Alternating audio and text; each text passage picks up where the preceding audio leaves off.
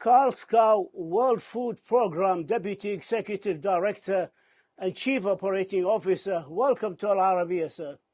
Thank you. I would like to start by asking you about your visit.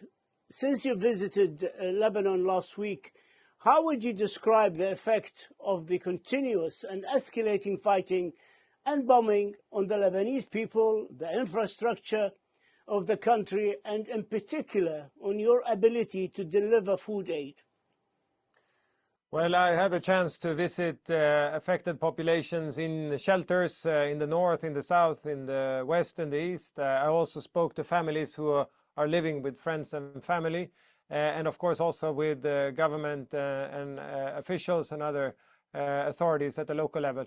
I mean, really there is an environment of fear, confusion, frustration, especially in the shelters, of course, where I met many who left everything behind, and some who has frankly lost everything because their villages or towns are completely ruined. I think in terms of our response, WFP was ready. We have delivered to some 200,000 people, mainly focusing on the shelters. And we are now looking how to scale up, partly with cash, also to those who are not living in shelters, but are now with family and friends. We also need to look at ways of addressing what is increasing social tensions. The social fabric is being challenged, and that's something that needs to be an integrated part in everything that we do in supporting the Lebanese at this point. Prior to the war, World Food Programme had stocked up enough food to supply 1 million people with food for up to a month. Now, WFP is trying to build up supplies till the end of December 2024. How is that effort going? Well, we are resupplying through shipments coming into the ports, but this is critical that those ports remain open, that the airport remains open, and that we also have other supply lanes, including through Jordan and Lebanon. So that is something that we are advocating for in order to be able to continue to assist the hundreds of thousands that we do, and even to be able to scale up. But of course, we want this war to end rather sooner than later. It's one thing to address these needs and the needs that are being generated and the impact for an escalation during a month. It's something completely different if this drags on for 3, 6 months, or even a year. And so, we are really calling on every diplomatic effort to bring this to a close. And of course, we need resources, we need funding. The humanitarian sector was already stretched with Gaza, with Sudan, and we are now scaling up again, and we really need donors and governments to come forward with finance.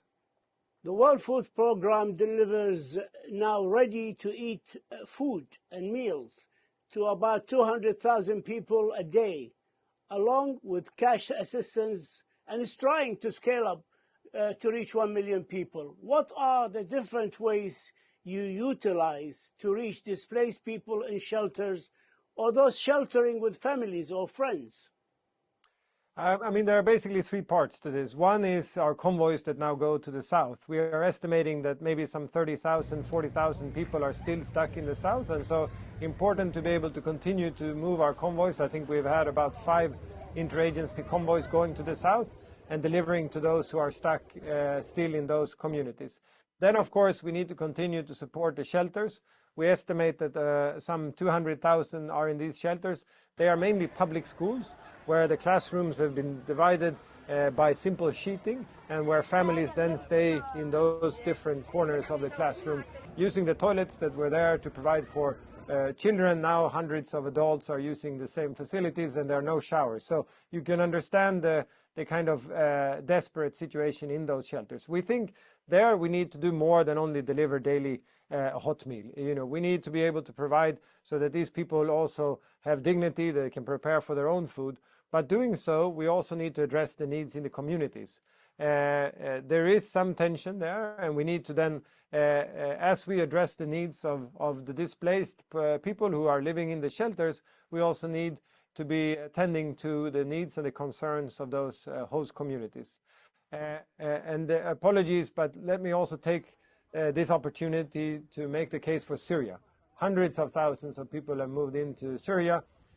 We had cut down our assistance in Syria from some 6 million people to 1 million only in the past 2-3 years.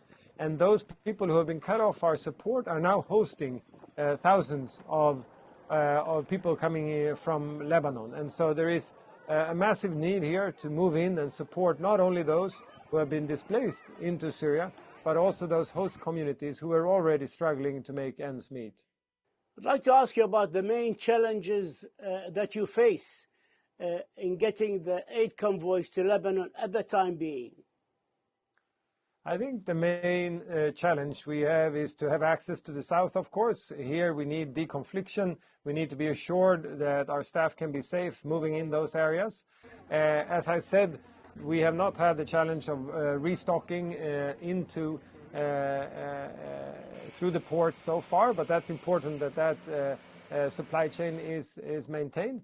And I think now we are facing the next phase, if you will, of this crisis in terms of making our support in those shelters more sustainable, addressing also the needs of the host communities, and identifying those who are not in shelters, but who are staying with friends and family and still require our support. Do you have any guarantees from Israel or the United States, to that matter, that civilian infrastructure like roads, seaports, airport will not be affected or destroyed during this conflict? I mean, it's difficult, when you then focus on the ports, does that mean that everything else is okay to take out? No, I think under AHL, of course, all civilian infrastructure should be spared. And so I think that's what we as the United Nations are advocating for under international humanitarian law. But as WFP, being responsible to ensure that there is supply of food coming into the country, we highlight the need to keep the ports open, the airport and the supply chain routes in through Syria. I want to add there that commercial is also important. There is no way that we as humanitarians are going to be able to provide for the 5 million people that live in Lebanon. We also need to keep those supply lanes open for the commercial sector to be able to contribute with its part in this. Would you consider a regular air service into Beirut if the roads and ports are affected, like what happened in Gaza, for example? We have been looking at that. As WFP, we run the UN and humanitarian air service, and so we are looking at that. But that would mainly be to be able to move out and in staff who are carrying out these humanitarian operations. It would be impossible to replace sea and land to get the volumes needed to assist this many people. I mean, we're talking here about 1 million people that has been displaced in the past month, and so an operation at that magnitude cannot be done through air only. We understand that more than 900 shelters in Lebanon are already at full capacity. As of last weekend, nearly 1,100 collective shelters have been opened in Lebanon, hosting some 190,000 displaced people. World Food Programme is preparing to scale up, as you told me, to reach 1 million people. But I understand you need around $116 million to extend the assistance till the end of 2024. How is the fundraising effort going?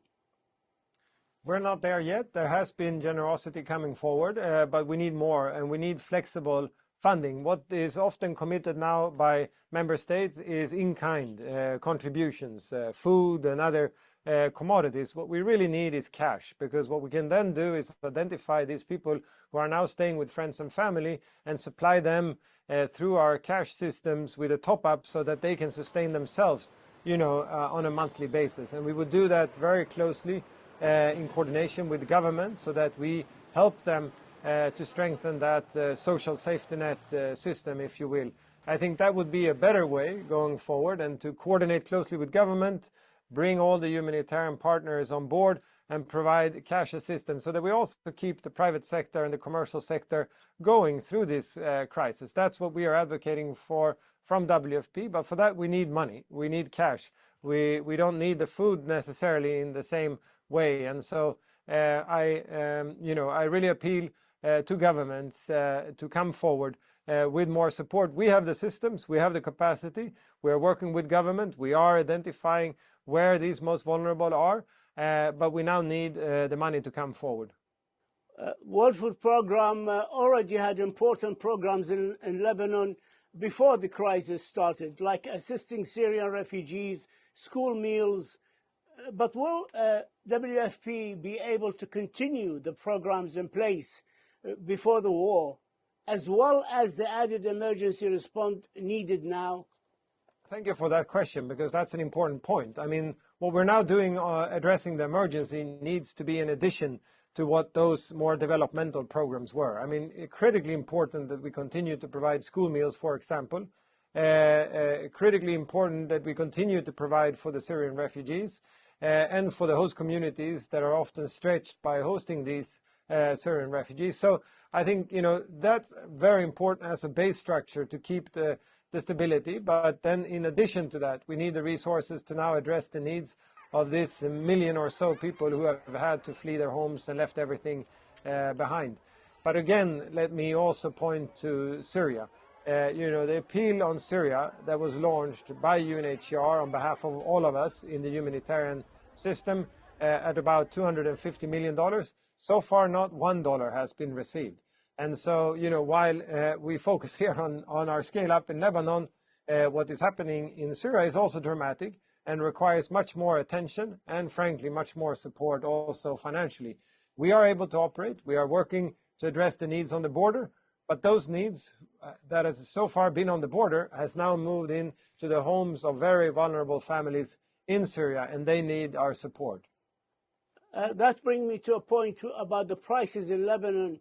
They are rising fast. Transport by tenfold. Shipping insurance has gone up. The meals WFP delivers went from $2 a meal to $4 over the last few weeks, and still rising and continue to rise. How will this impact your ability to deliver? Well, obviously, the cost of doing business is going up. Like you pointed to, our ready-to-eat meals have already gone up. So, we only get half of those meals for the same amount of money now that we did 3 weeks ago. But that is, of course, also impacting on families. And as I spoke to, I think the social fabric in Lebanon is challenged. And that's why it's so important that we don't only address the needs of those who have been mostly affected by this crisis by having had to leave their homes, but that we address the needs of the entire population, and not least also those who are also hosting very generously in their houses, in their apartments, in their rooms, now, thousands of people and families across the country. As I said, I spoke to many of those, and I think that, their generosity and the hospitality is just remarkable, and the Lebanese really deserve all the praise for that. But, that's okay for 2, 3, 4 weeks. Then this is there will be a stretch and there will be tension. And so, we need to step in now before that becomes a bigger issue and alleviate some of those pressures. Skau, World Food Programme Deputy Executive Director and Chief Operating Officer, we thank you for this exclusive interview, but most of all, we thank you and WFP for the good work you do in supporting the hungry and the needy in the Middle East and around the world. Thank you, sir. Thank you for the opportunity.